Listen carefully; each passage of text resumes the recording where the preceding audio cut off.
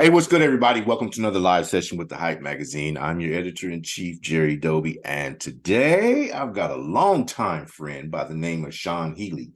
This man for 26 years has been the go-to guy for promotions, club events, etc. in Los Angeles, New York, Arizona, I believe, and a couple of other places. His company's called Sean Healy Presents, and he also has We Book Bands. He's been booking A-list acts and up-and-comers, giving them the opportunity to play at iconic places, you know, from, oh my God, everything on the Sunset Viper Room to Whiskey A Go-Go, et cetera, et cetera, et cetera. If there has been a major show in Los Angeles at some point, or a major artist at some point in Los Angeles, come through Los Angeles, they have probably graced his stage from E40 to who else, my brother? Oh man, it's been a journey, and yeah, we go back, over 20 years, and but we've really been fortunate enough to work with the likes of Kendrick Lamar and J. Cole, Big Sean, Khalid, Russ, Kehlani. The list just went on and on. For a good portion of time around 2009 to 2014, we were sort of there was a movement when Kendrick was coming out and Cole and all that, but we were sort of the go-tos for the LA show. So we were fortunate enough to get these guys their first headlining LA shows before they really blew up. So we've been fortunate to work with a lot of folks. Man, where did you come from? I mean, what is your background? I think you were an actor at one point or Yeah, something. yeah. So I've been in Los Angeles for 32 years. As soon as I graduated Arizona State, I raced to LA to be an actor. I got a BFA in acting from Arizona State. My whole plan was to be an actor. And in my early 20s, I pounded the pavement, did all the crazy low paying jobs, did anything to survive. Fell into the booking by kind of an accident. I had become a member of a theater company, and you had to pay dues to participate with this theater and the space and the other actors, which I thought was odd, but that's the way that it was here. So I would pay my $40 a month or whatever the deal was, and this beautiful warehouse space on La Brea in Hollywood, where we were doing plays, but on some nights it was dark. And I was like, well, and my mentality was, if I'm paying $40 a month and this space isn't being utilized, I'm going to do something with it. And at that time, I was very bohemian and very frustrated as an actor. So I was writing a lot of poetry. So I wanted to do a show for actors who did other things than act. And it became like an open mic night. And then we opened it to the public. And long story short, it became an underground performance art show once a month to the community. And it was a freedom of expression, freedom of speech. So you would have a gospel band playing, and then you'd have a devil worshiping performance artist after that. And you would just have all this stuff. So I was really open to giving. And through that, I met a lot of really cool acts. And I started calling bars and taking those acts to bars. And that's how I got into the booking. Wow. So for 26 years, you've been developing this uh network, Yeah. basically.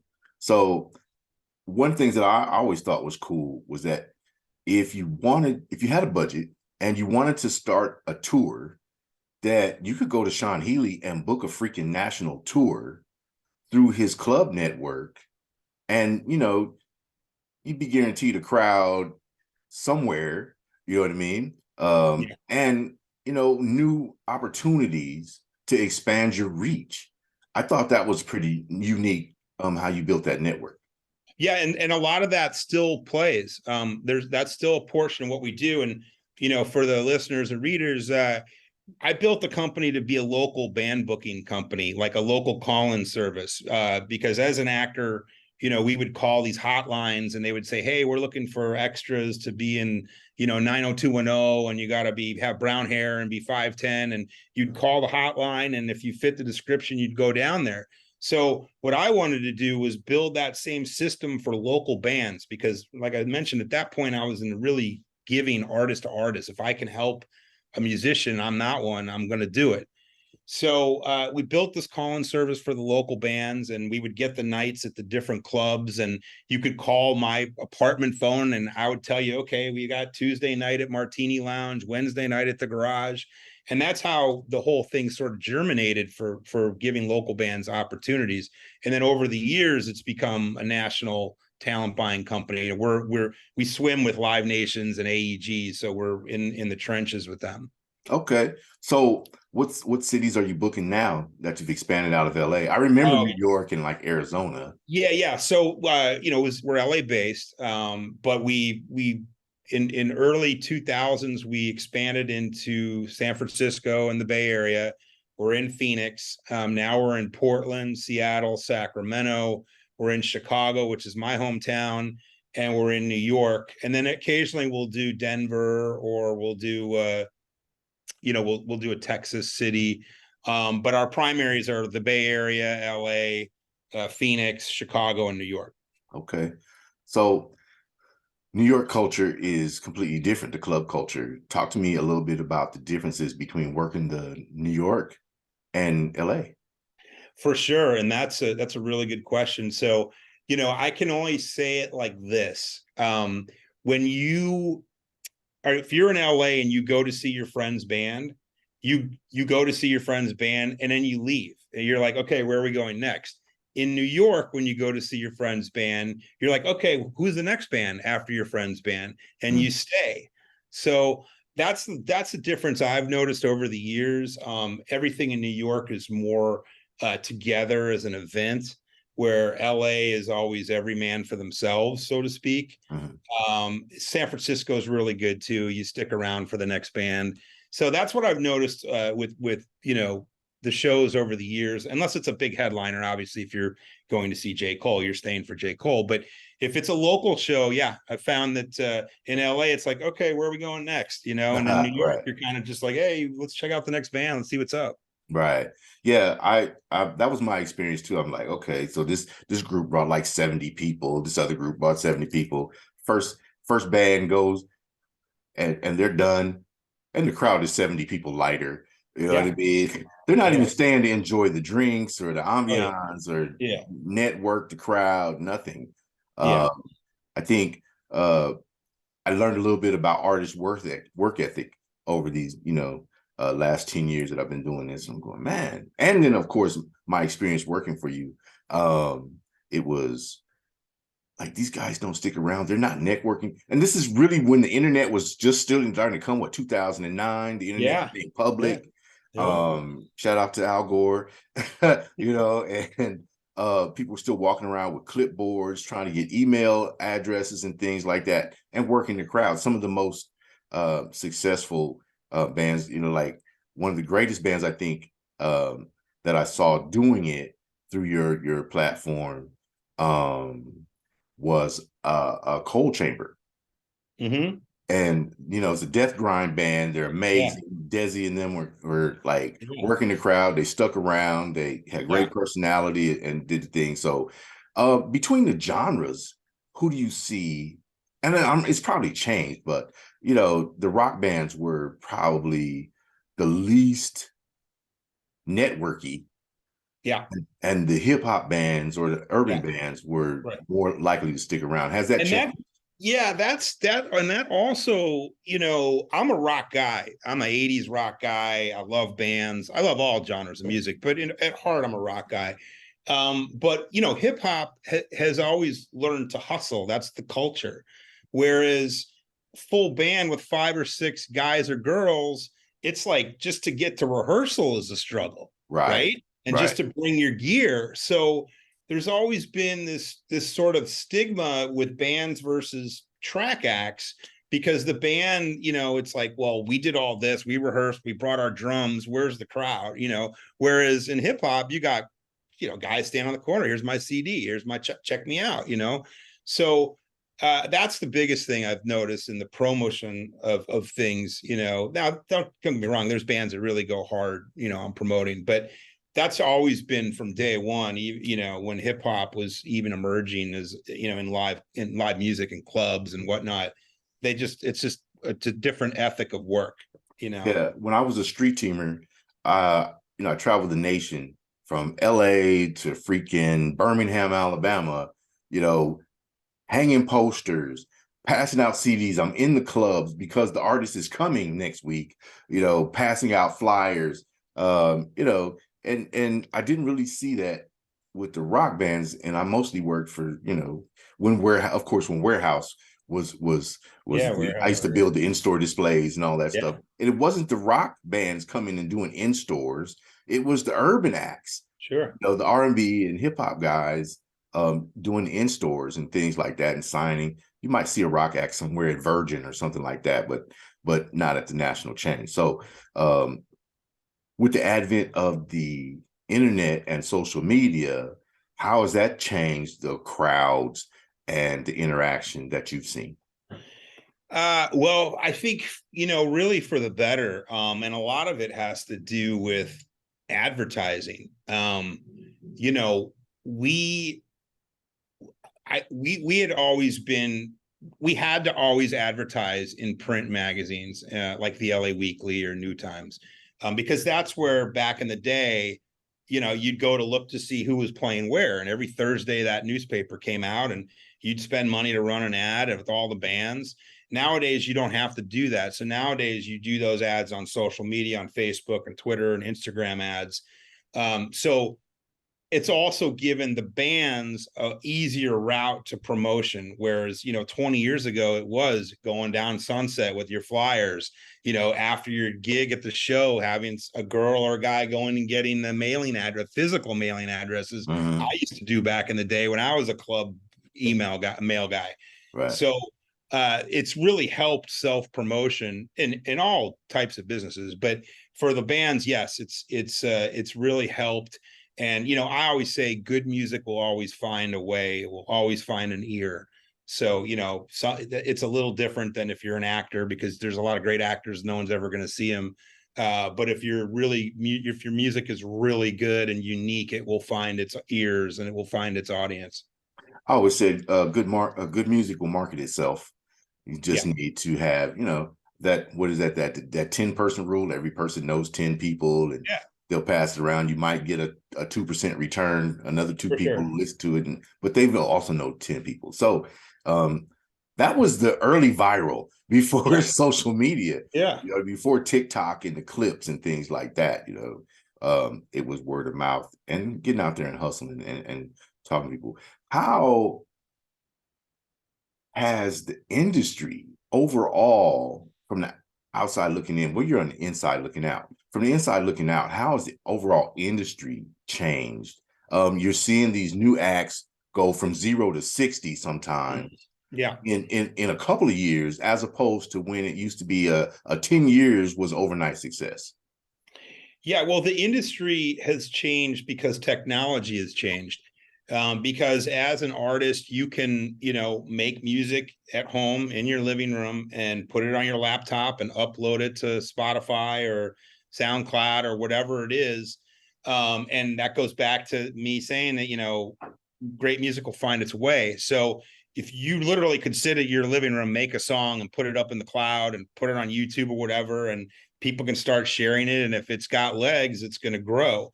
That wasn't the case 20 years ago. It was really, you were reliant on the major labels to push your music to the record stores, to the radio, to the press.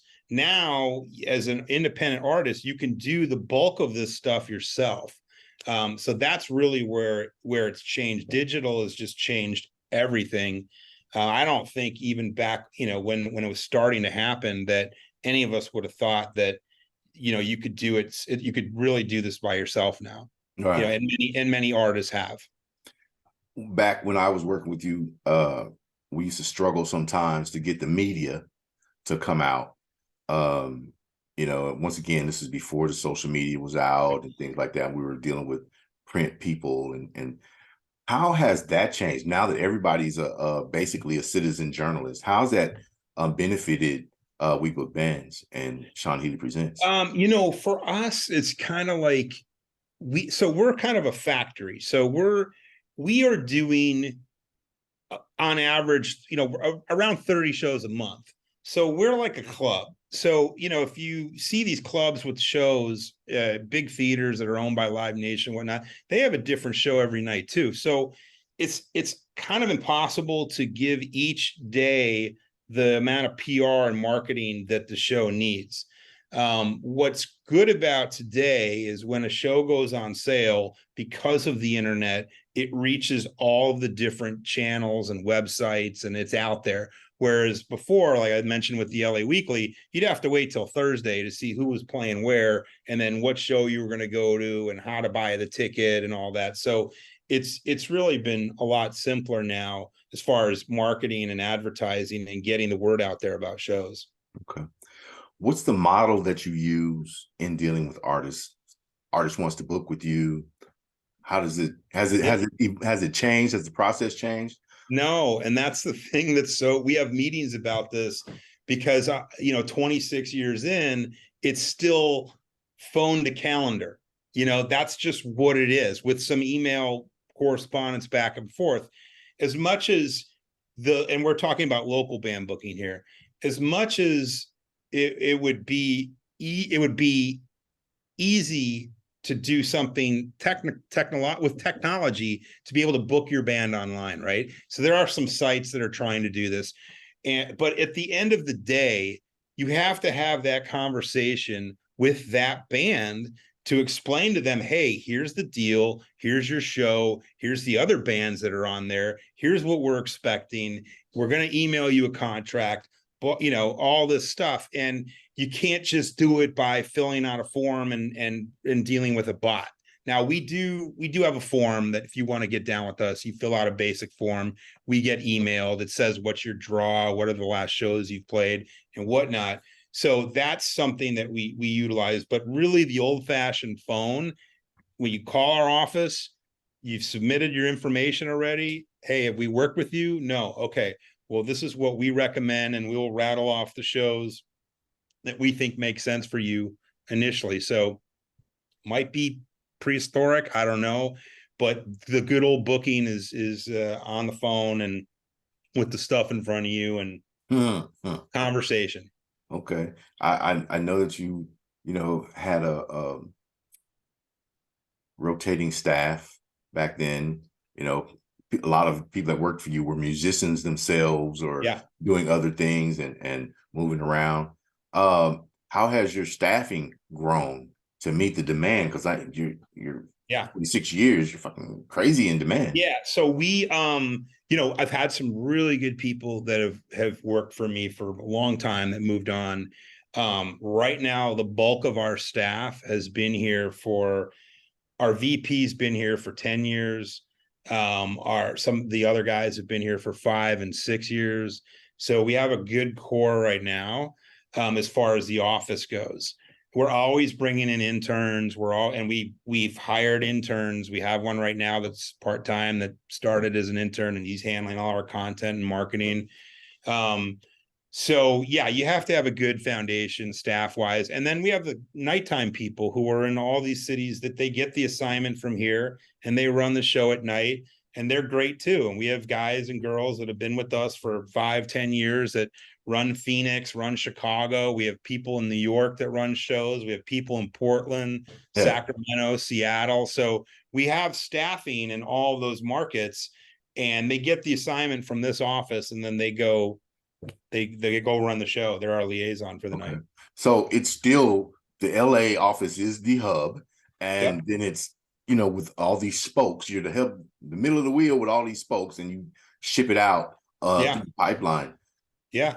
Well, that works centralized. Yeah, this is the central part of where it all happens, and then we just we have people that we've trained on the ground. So we don't need to be there. So I used to have to go to every show, and I'd watch over everything. And so I don't have to go as much anymore, which is refreshing.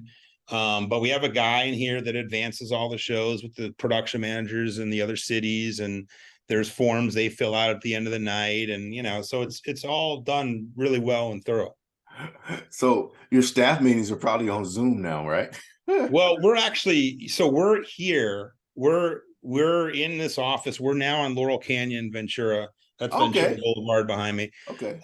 So we're back in the office. We've been back operating in the office since August of 2021. The shutdown was obviously horrible. And we closed our office a couple months after the shutdown. Our office had been on Melrose, a different area on Melrose. And we worked out of my house and we worked on my patio. And luckily, I have a big enough patio, and we sat 6 feet apart and wore our masks and we're outside and tried to come up with live stream ideas and merchandise and just to stay branding and to stay busy. That was brutal. I watched a lot of wannabe, virtual concert holders and things like that Yeah. try to do their thing. How did it work out for you?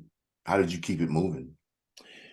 We got fortunate that we knew some people that were professional camera people, like for Dancing with the Stars and American Idol. So these were real cameramen that had worked on these shows, and we knew them because they owned a theater in Inglewood.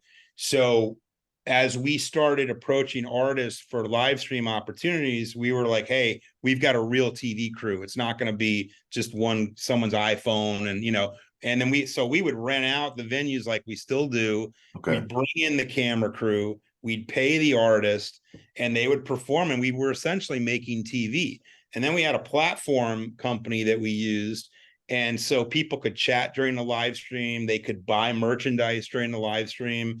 So it was really interesting. It kept us busy and creative, and we really produced some really cool stuff over that time period.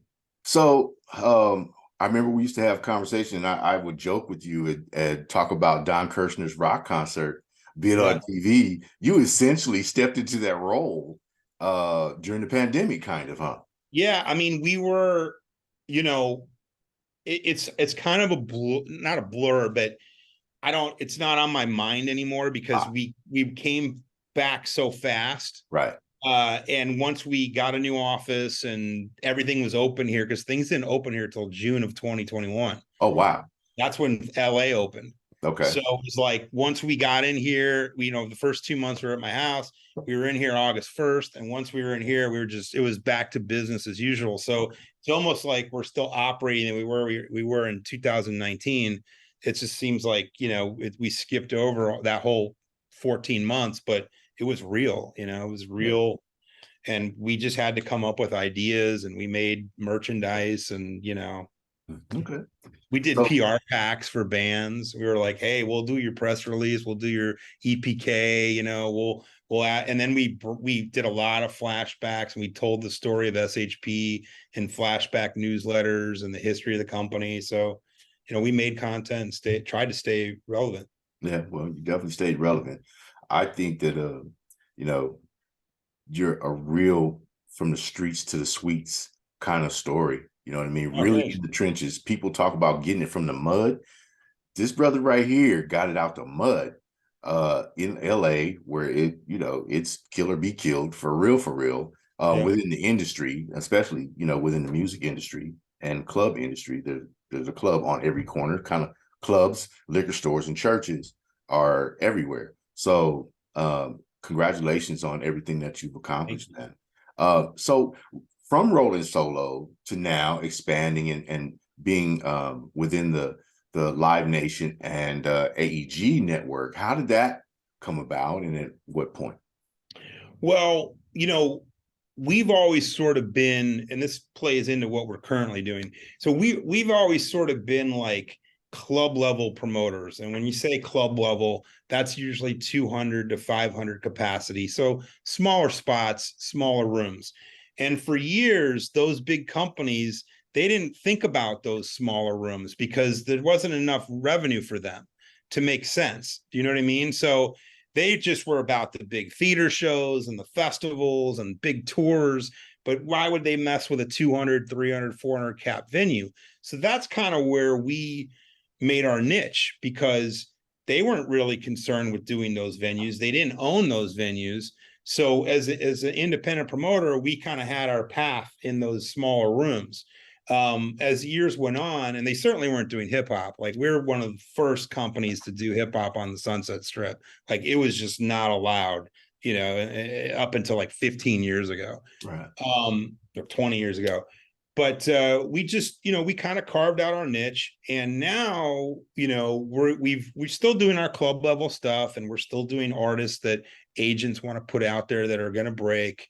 I can rattle off a bunch of names, but we're still doing that. But we've kind of somehow gotten into the K-pop spectrum, and Wow. K-pop music is massive, Right. and it has us now renting out the Apollo Theater in New York, the Palladium in Los Angeles, the Wiltern, the Chicago Theater in Chicago.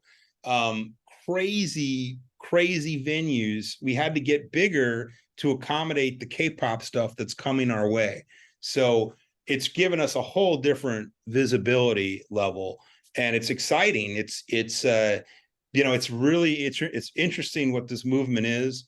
I guess it's been 10 or 12 years since K-pop hit the States, but the crowds are massive, and so we have to go get really big theaters, and some of them are Live Nation, some of them are AEG, and sometimes there's a little struggle there, like, well, how come we're not getting the show? We need to get the show, but then there's times where they're accommodating. They're like, oh, we weren't chasing that, you can do it here. So it's really exciting. We just did the Orpheum Theater downtown in LA, Wow. but we are doing the Apollo January 12th, and we're doing the Chicago Theater January 29th. And we're looking at the Congratulations, Forum and all Madison Square Garden, like crazy stuff. bro. Congratulations. I am very proud for you, man. Thanks, You know, thanks, you have worked hard. You made a difference in a lot of people's lives, thanks. mine included at the beginning of my career. Awesome. So I really appreciate you. Anything that I could do to, support, I would love to do that. Thank you. So, man, is there anything you wanted to cover that I may have neglected? Any big upcoming shows that you want to tout? Yeah, I mean, like I said, the K-pop stuff, the band I'm talking about is called One Us. They're going to do the Apollo. A lot of these groups, maybe your readers or listeners won't know, but they're out there and they're really big. And the crowds, people ask me, my friends are like, so what are the crowds like? Is it all Korean? Is it all young? Absolutely not. It's like 50-50 of everything. And to me, I explain it to people as like, it's like a rave meets a pride festival. Wow.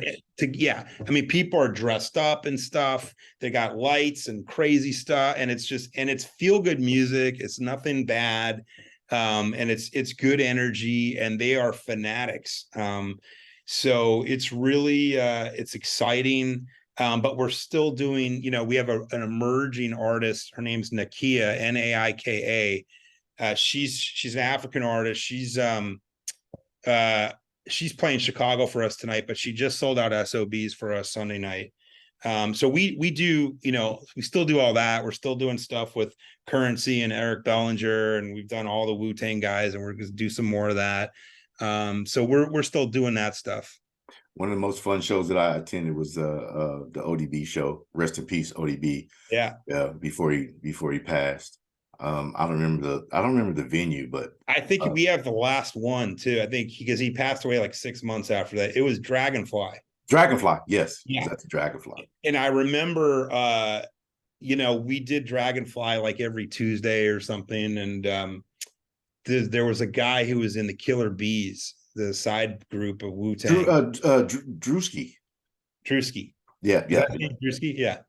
So he's like, hey, I got ODB, man. I want to bring. I'm like, okay, cool. Because I always heard people say stuff like that. But then he literally, I didn't go to the show that night. Well, I did, but I was there. I was there. I didn't believe it was going to happen. So I'm at home. I think this was 2004.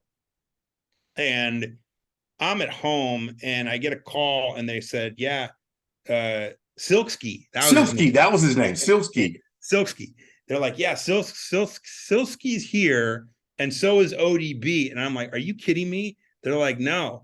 I'm like, all right, I'll be right down there, because I had to go down there, because for us back then, getting someone of that, that popular was big for us for photo ops and everything. So we do have those photos of him under the Sean Healy banner and that night at Dragonfly. And, so that was a really big deal for us. Yeah, that was. I think I booked Splow, an artist named Splow, reggae artist, on that show. Yeah, probably. Yeah, that was Dragonfly, and Dragonfly. Yeah, probably a Tuesday in 2004 in February or something. it was dope. It was Yeah. dope. I was like, I'm fucking 5 feet away from ODB. Are Yeah. you serious? Yeah. Go ahead, Sean Healy. That was Yeah. historic. You know what I Well, mean? there were some of these early guys like George Clinton was very big in our introduction into hip hop. Shock G, friend of mine, Rest up in peace. until I mean, we were still talking during the pandemic. Um, Fife Dog, rest in peace. Fife was one of the first hip hop acts we did that came from George Clinton. So there were some guys initially. Coolio, rest in peace. Coolio was one of our first hip hop shows at the Key Club. So a lot of these guys played a part in our hip hop history. And once we had that on our resume, people were open, and that's how we ended up doing Warren G and DJ Quick and Too Short, because we had already done these other guys. And if George Clinton endorses you, then everyone does. Yeah. I think I remember a time when you were like the exclusive booker for freaking E40. Yeah, because they used to. So we did E40. I don't know. We've probably done them 20 times. It's a little different now because he's bigger now and he's got his alcohol company, and Right. doesn't need to do little club shows like we did. But yeah, I mean, a lot of the times, the managers would rather roll with us, especially because we did 50% deposits. So Right.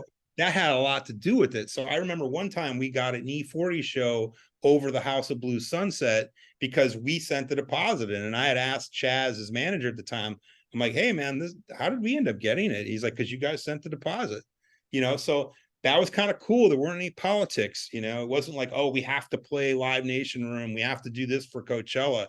It was like, yo, you guys handle your business, you got the show, which Yeah. I always appreciated. And you know what? That's one thing I can vouch for, Sean personally, and Sean Healy Presents, the company. They always handle business, Yeah. take care of the artists. They do what they say they're gonna freaking do. Yeah. And Thank you. there are different tiers of involvement for Yep. upcoming artists. But if you do what you say you're gonna do, Sean Healy's gonna take damn good care of you. And they make sure that everything is what it's supposed to be. You're not going to be on stage late. You're going to be on time. Yep. If you've got a dressing room coming, you're going to have that. If you've got a section coming, they're going to have that for you.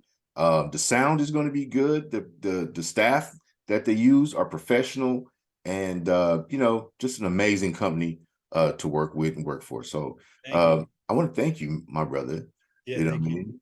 For this was really good to connect, and let's stay in touch. And anything I can do for you, and happy to help push the interview and hype and everything. So and for all of you bands out there, you can get to us at webookbands.com. That's where all the stuff is, how to book, what shows we're looking for stuff. So that's webookbands.com. Okay. All right. Die Magazine Live Sessions, my brother Sean Healy. Sean Healy Presents, webookbands.com. Look, they've got you coast to coast. They're booking the club shows, they're booking major theaters. Shout out that you got the Apollo Theater, that is massive, historic. Yeah. You know what I mean? And I'm really proud for you. And let's stay in touch. Talk to you soon. Thank you, Jerry. All right. Thank you. Peace.